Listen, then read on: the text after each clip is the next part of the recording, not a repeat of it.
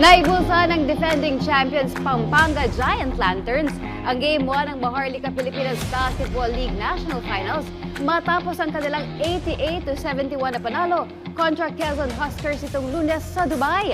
Yan ang ulat ni teammate Daniel Oclares.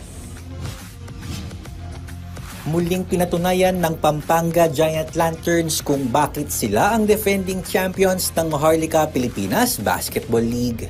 Sa harap ng Pinoy crowd sa Dubai nitong Lunes, tinalo ng Pampanga ang Quezon Huskers 88-71 para angkinin ang Game 1 ng 2024 National Finals. Nagpamalas ng all-around game para sa Giant Lanterns ang superstar forward na si Justin Baltasar na gumawa ng 24 points, 16 rebounds, 7 assists at 2 steals.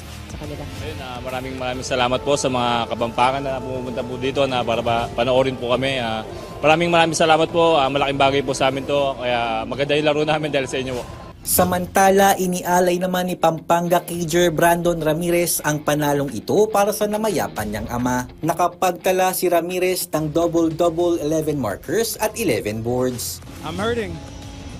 My heart is still heavy. My father passed away just a couple days ago, and we still had Dubai. We had to come here to Dubai and then play 2 games, and that never changed in my head.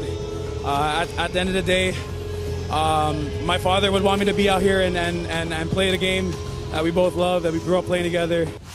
Magbabalik aksyon ang Pampanga at Quezon sa darating na Martes para sa Game 2 ng MPBL National Finals 2024. Daryl Oclares para sa Pambansang TV sa Bagong Pilipinas.